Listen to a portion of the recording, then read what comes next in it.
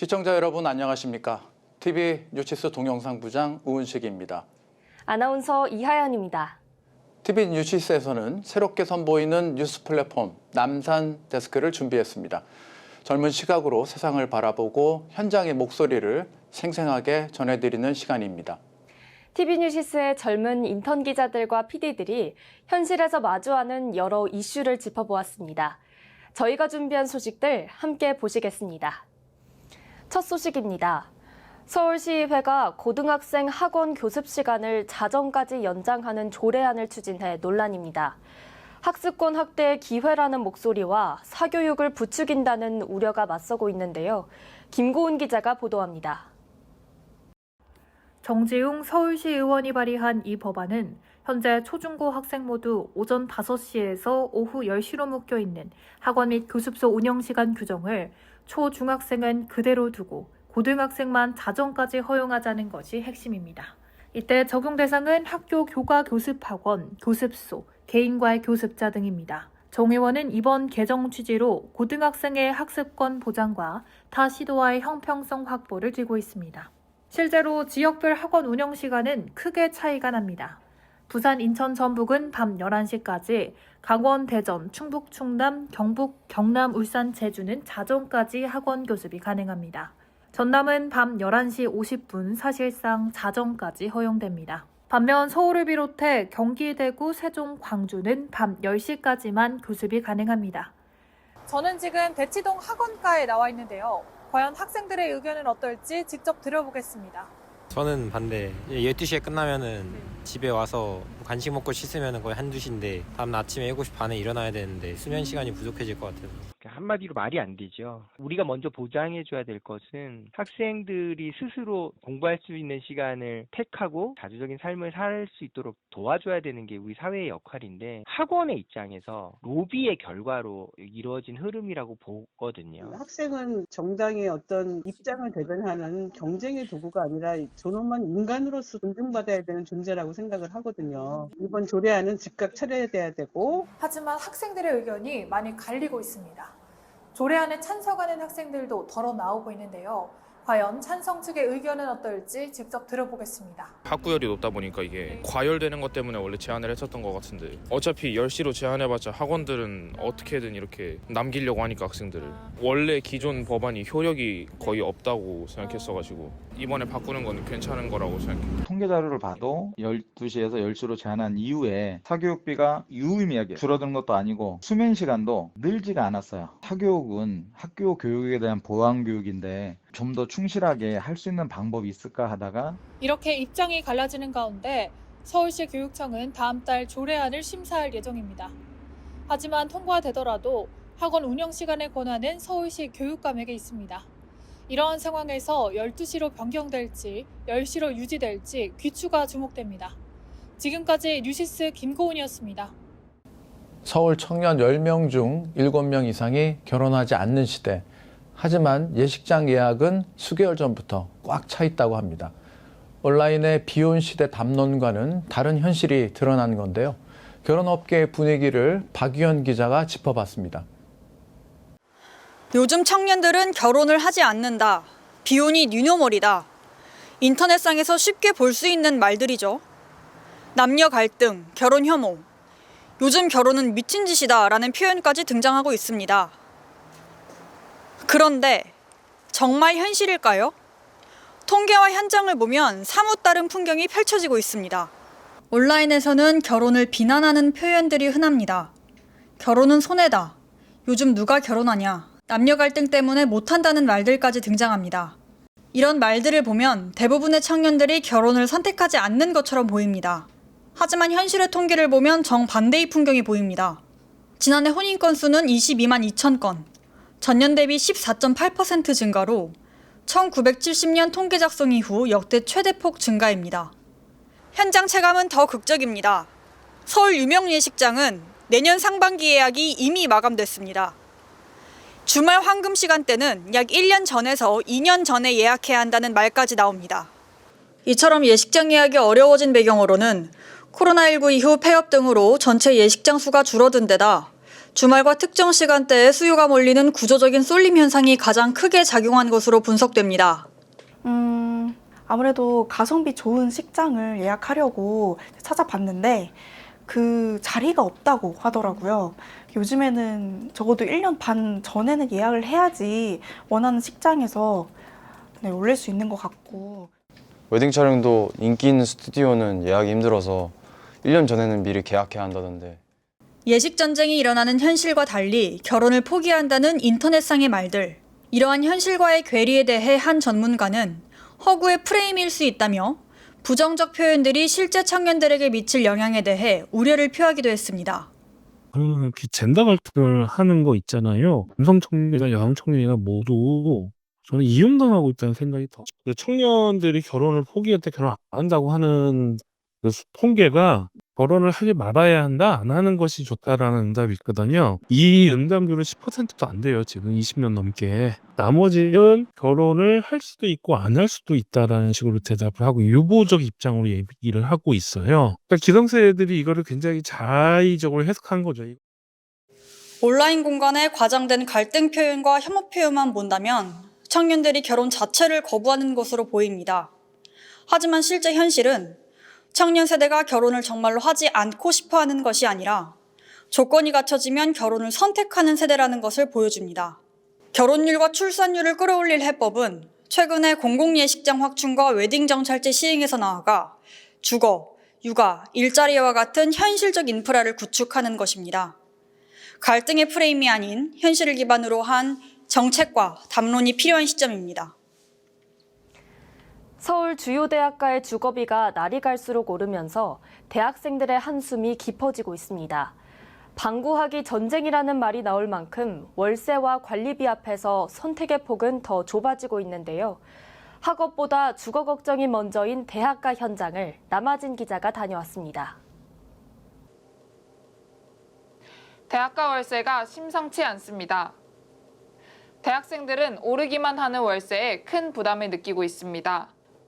지난 9월 온라인 플랫폼 다방 자료에 따르면 2025년 9월 평균 월세는 약 72만 원으로 8월보다 3.61% 올랐습니다.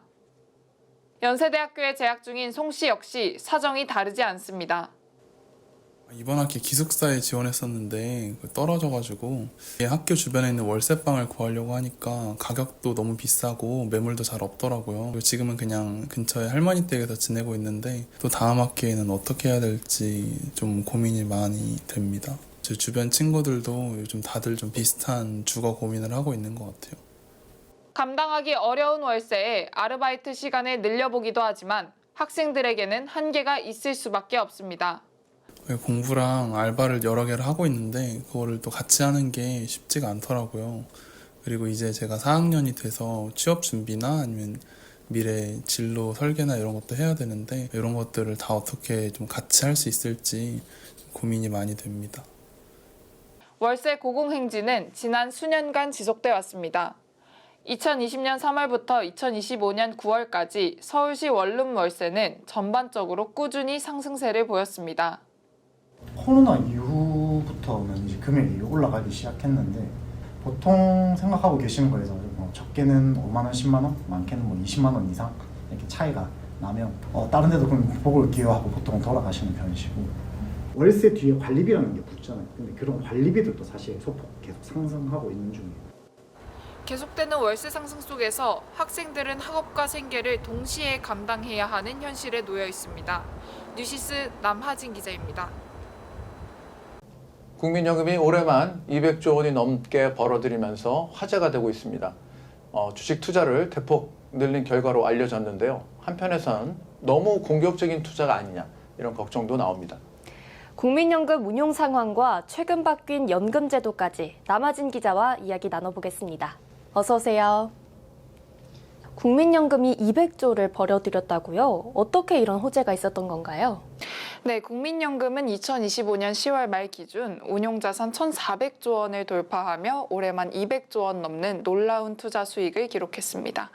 올해 초 약 1,213조 원이었던 자산이 10개월 만에 이렇게 급증한 건 국내 증시의 강세 덕분이라고 할 수 있습니다. 네, 국민연금이 그 큰 돈을 벌어들였다는 건 뭐 좋은 소식인데, 국민연금 전체 규모 중에서 주식 투자 비율이 어느 정도입니까? 국민연금 총자산의 절반 이상을 주식에 투자하고 있습니다.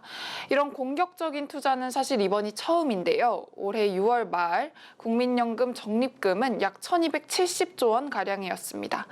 그중에서 국내외 주식에 투자된 금액이 자그마치 635조 원이 넘습니다. 야, 635조 원이면 진짜 어마어마한 돈인데, 뭐 우리나라 연금 규모가 전 세계적으로 어느 정도 수준입니까? 네, 감이 잘 오지 않으실 텐데요. 사실 국민연금만 해도 이 운용자산의 덩치 굉장히 큽니다. 네, 일본 공적연금, 그러니까 GPIF에 이어 세계 2위로 최상위권 규모이기 때문입니다. 이 큰 금액의 50%가 넘는 돈을 주식에 투자하고 있는 겁니다. 그렇군요. 국민연금 소진 시점에 대한 이야기도 많습니다. 30년 이상 늘어났다고 하는데 이 부분에 대한 설명도 부탁드립니다. 네, 맞습니다. 기존 기금 소진 시점은 수익률 4.5%를 적용하여 계산했을 때 2057년이었는데요. 운용 수익률 6.5%를 유지하게 되면 기금 소진 시점이 2090년까지 33년 늦춰지는 것으로 분석되었습니다. 그렇다면 이 운용 수익률 6.5% 유지는 가능한 겁니까? 네, 가능할 것이라는 전망이 많습니다. 현재 국민연금 기금의 최근 3년 평균 운용 수익률은 연 6.98%이며 1988년 국민연금 제도 도입 이후 37년간 평균 수익률도 6.82% 수준을 유지해왔기 때문입니다. 하지만 한 가지 변수가 있습니다. 올해 200조 원의 수익을 벌여들였지만 내년부터는 어떤 시장 변수가 생길지 모르기 때문입니다. 그만큼 연금 규모의 자산 확장, 비용 추계가 상당히 변동성이 큽니다. 자, 올해 그 진통 끝에 통과된 국민연금법, 이게 더 내고 더 받는 이 법 개정이 됐는데, 자, 200조 원이 넘는 수익이 났으면 이제는 뭐 덜 내도 되는 거 아닙니까? 국민연금법 개정해야 되는 거 아닙니까? 네, 아직까지 그런 논의는 이루어지고 있지는 않습니다. 올해 3월 20일 국회 본회의에서 국민연금법 개정안이 통과되었는데요. 국민연금 보험료가 인상되는 건 무려 27년, 소득 대체율이 올라가는 건 18년 만입니다. 내는 돈에 해당하는 보험료율은 현행 9%에서 단계적으로 13%까지 오르게 되는데 내년부터 해마다 0.5%씩 8년간 단계적 인상을 하게 됩니다. 2033년이면 13%가 되는 거죠. 그렇다면 받는 돈은 어떨까요? 기준치였던 41.5% 소득 대체율은 보험료율과 달리 단계적 인상 없이 곧바로 43%로 적용됩니다. 그렇다면 형평성 논란이 좀 제기될 것 같은데요. 네, 맞습니다. 문제는 이 개혁안이 세대 간 형평성을 훼손할 수도 있다는 겁니다. 소득 대체율, 즉 받는 돈이 단계적 인상 없이 상승하다 보니 결국 현 시점에서 국민연금을 받는 계층이 곧바로 더 큰 수익을 보는 것 아니냐는 우려가 있습니다.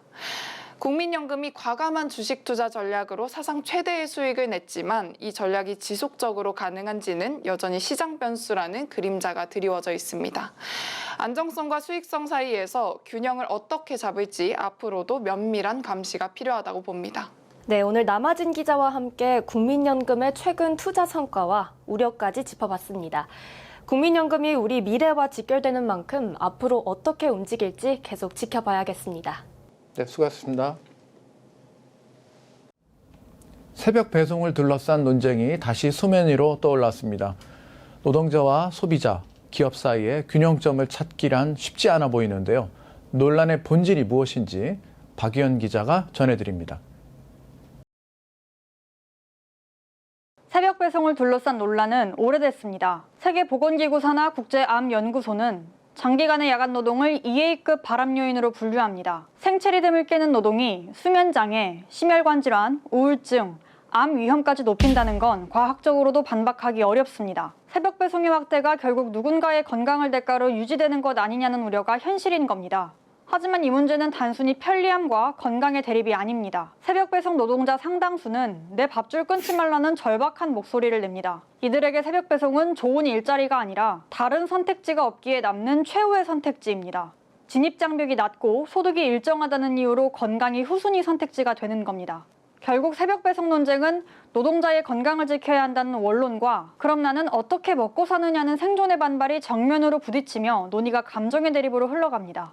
그래서 우리가 던져야 할 질문은 새벽 배송을 금지해야 하는가가 아닙니다. 왜 건강을 팔아서라도 생계를 이어가야만 하는가? 왜 많은 사람들에게 새벽 배송이 가장 나은 일자리로 남아있는가? 새벽 배송 논란의 본질은 서비스가 아니라 좋은 주간 일자리가 충분히 공급되지 않고 플랫폼 노동자를 위한 기본적인 사회 안전망도 갖춰지지 않은 한국의 노동시장 구조 그 자체입니다. 박유연이었습니다. 네, 다음은 올해 하반기 이슈들을 한눈에 살펴보는 하반기 이슈픽 시간입니다. 우리 사회를 뜨겁게 달군 키워드들을 김고은 기자가 정리해드립니다. 하반기 주요 흐름을 짚어보는 이슈픽 시간입니다. 어떤 이슈들이 있는지 함께 보시죠. 올해 하반기를 관통한 첫 번째 키워드는 AI 인프라 전쟁입니다. AI의 확산 속도가 빨라지면서 데이터 센터 전력과 냉각, 인프라 경쟁이 핵심 이슈로 떠올랐습니다. 삼성전자는 유럽 최대 공조기업 플렉트를 2조 4천억 원에 인수하며 글로벌 AI 프로젝트 협력을 확대했습니다. 한편 LG전자는 액침 냉각 기술을 앞세워 시장 공략에 속도를 내고 있습니다. 두 번째 키워드는 핵 추진 잠수함 시대 개막입니다. 정부가 핵 추진 잠수함 건조를 공식 승인하면서 한국의 해양 전략이 새로운 단계로 진입했는데요. 향후 10년간 최소 4척을 확보해 동북아 해역 작전 범위를 크게 넓히겠다는 계획입니다. 다음 키워드는 캄보디아입니다. 최근 캄보디아에서 한국인을 노린 납치 사건이 잇따르면서 해외 치안 불안이 크게 부각되고 있는데요. 이 여파로 지난달 동남아 여행객 수가 눈에 띄게 줄었습니다. 16일 인천공항공사 집계에 따르면 인천공항 전체 이용객은 전달보다 3.1% 늘었지만 동남아 지역은 오히려 7% 가까이 감소한 것으로 나타났습니다. 국민들의 안전 우려가 커지면서 국제 공조 강화 필요성도 주요 과제로 떠오르고 있습니다. 마지막 키워드는 러닝 1000만 시대입니다. 국내 러닝 인구가 1000만 명을 돌파하면서 마라톤과 러닝 문화가 하나의 국민 스포츠로 자리 잡고 있는데요. 올해 개최된 마라톤 대회만 400개가 넘을 만큼 러닝 인기는 코로나 이후 급격히 확산됐습니다. 실외에서 시간 장소 제한 없이 즐길 수 있다는 점에 더해 스마트워치와 러닝앱의 보편화도 성장세를 뒷받침하고 있습니다. 지금까지 하반기 이슈픽이었습니다. 오늘 남산데스크는 교육 현장의 변화부터 청년 결혼 문화, 대학가 주거 문제와 새벽 배송, 국민연금 논란까지 다양한 이슈들을 짚어봤습니다. 여러분들 생각은 어떠신지 댓글 남겨주시면 감사하겠습니다. 저희가 준비한 소식은 여기까지입니다. 요즘 날씨가 많이 쌀쌀해졌습니다. 시청자분들 모두 따뜻하게 입으시고 포근한 연말 되시길 바랍니다. 이것으로 뉴스를 마칩니다. 함께해 주신 여러분 고맙습니다.